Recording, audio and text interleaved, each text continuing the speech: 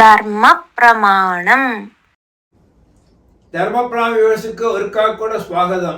വാദ്യാർ കല്യാണത്തിലെ തലയ്ക്ക് നേറ്റിക്ക് നിശ്ചിതാമ്പൂലം മണ്ഡലം സായങ്കാലം അത് കാർത്താല വ്രതത്തോടുകൂടെ വെച്ച് കണ്ടാൽ ശരി തന്നെ സാർ. നിശ്ചയാമ്പൂലത്തെ പുറത്ത് വരിക്കും, അതായത് കല്യാണத்துக்கு തലേനാളേക്ക് പண்ற നിശ്ചയാമ്പൂലത്തെ പുറത്ത് വരിക്കും. നമുക്കത് കാർത്താലയെ பண்ணலாம், ഒരു നാൾ മുന്നാടി தான் சொல்லியிருக்கு. அப்ப கார்த்தால விரதம் கழிஞ்சிருக்கு, கார்த்தாலே அந்த நிச்சயாம்பூலத்தை பண்ணி முடிச்சு விடலாம். அதுക്കൊന്നും വിരോധമില്ല. രാത്രി தான் பண்ணணும், இல்லை சாயந்தரம் தான் பண்ணணும் ஒரு விதியே கிடையாது அர்த்தம் ചുരുക്കത്തില്.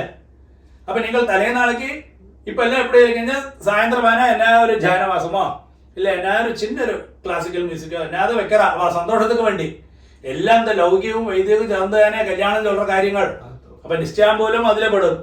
അപ്പൊ அந்த തലേനാളേക്ക് വന്ന് കാർത്താല വ്രതം കഴിഞ്ഞ് കഴിഞ്ഞാൽ அந்த നിശ്ചയാമ്പൂലത്തെ പണിയുള്ള സായന്ത്രമാന അവൾക്ക് ഇത്തിരി എന്നൊരു നമുക്ക് നിശ്ചയാമ്പൂലം വരുന്നത് കഴിഞ്ഞാച്ച് இப்போ சாயந்தரம் ஜானவாசம் எல்லாம் வரும்போது ஒன்று மேக்கப் எல்லாம் பண்ணி வது அந்த மேக்கப் எல்லாம் பண்ணால் தான் வது ஆவார்.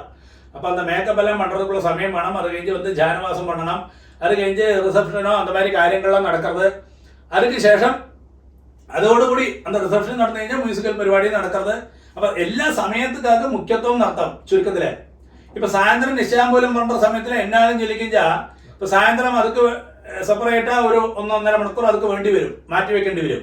അത് കഴിഞ്ഞ് ഒരു 7:30 മണിക്ക് നിശ്ചയാമ്പൂലം എല്ലാം കഴിഞ്ഞ് പിന്നെ നിങ്ങൾ ജാനവാസവും റിസപ്ഷൻ തുടങ്ങി കഴിഞ്ഞാൽ കഴിയർത്ത രാത്രി 10 മണി 11 മണിയെല്ലാം ആകും இந்த റിസപ്ഷൻ എല്ലാം കഴിയർത്തുള്ള.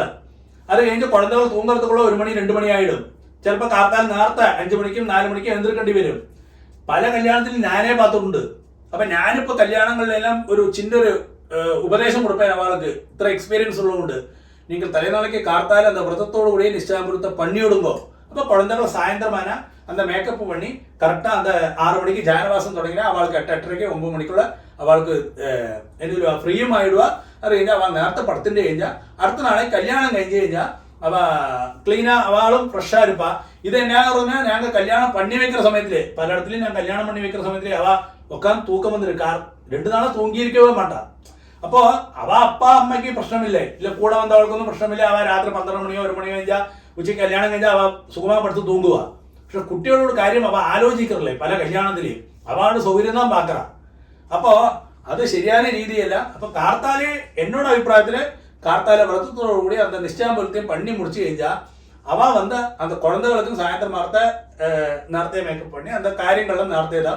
അടുത്ത നാളേക്കും അവൾക്ക് അതിനല്ലുവാ വിവാഹം കറക്റ്റാ அந்த പ്രൊസീജിയറിൽ നടക്കും. കാർത്താല നേരത്തെ വന്നിരുപ്പാ. അത് കഴിഞ്ഞാൽ അവളും ഒന്ന് ഫ്രഷായിരിപ്പാ. சாயந்தரம் சாந்தி முகூர்த்தம் அந்த மாதிரி காரியங்கள்லாம் கரெக்டாக நடக்குன்னு அர்த்தம். இப்போ அதுதான் அதோட இந்த காலத்துள்ள ஆச்சாரവും വിധിയും.